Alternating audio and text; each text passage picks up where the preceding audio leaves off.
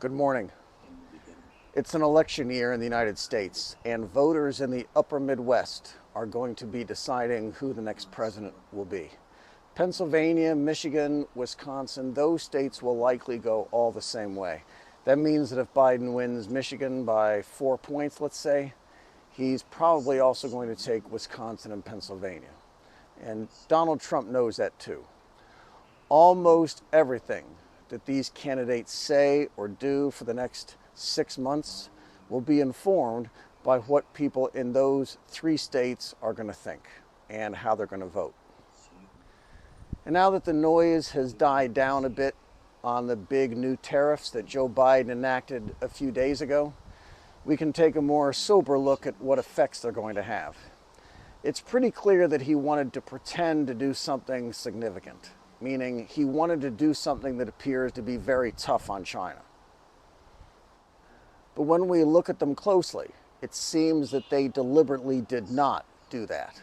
What Biden wants to be able to say is that he's getting tough on China, getting tough on trade with China.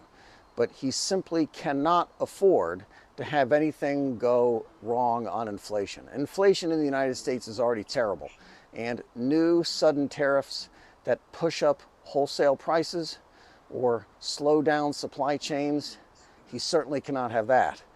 And he especially cannot have a full-blown trade war kickoff between now and the November elections. Let's go through these then. There are 14 broad categories for the new tariffs. The first category is battery parts, non-lithium. We have China-US export numbers for 2022 and 2023, and we've compared them for all of these. Battery parts rose 32% year over year. The tariff more than triples basically from 7.5% to 25%, effective immediately.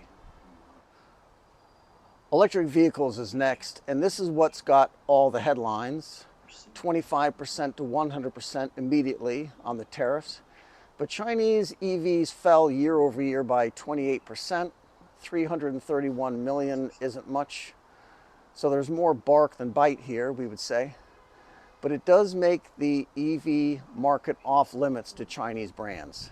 Tesla is going to own that market in North America. Face masks, sales fell 81% year over year. Number 4 is lithium-ion batteries, 34% increase. This is a big one too. Again, North America is now off limits to Chinese car makers and batteries that go into them.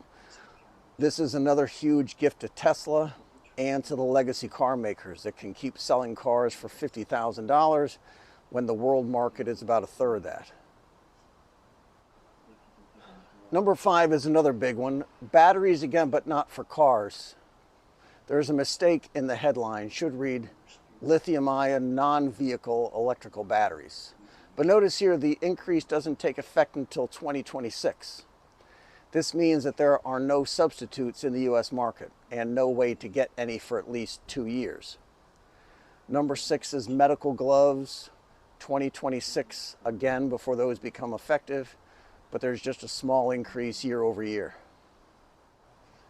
Natural graphite is what's used for batteries and in steel. This is not refined graphite. US has zero refined graphite capacity. And even on the natural, there's no change till 2026. The tariff rate is still 0% for now. We think other critical minerals here are manganese, but the White House documents don't really say. The trade here is basically zero anyway, and down 48% from 2022. Next is magnets. The tariff is 0 on magnets now and not going up until 2026. Year over year down 12%. Semiconductors.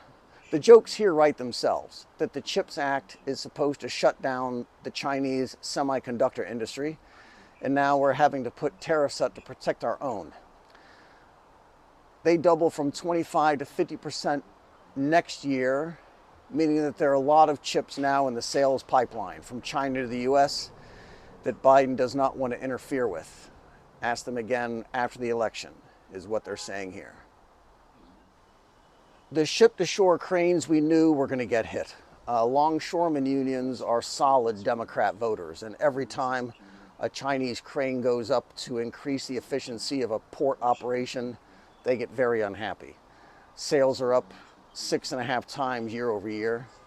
Solar cells is another one that gets a lot of headlines, dropped slightly year over year.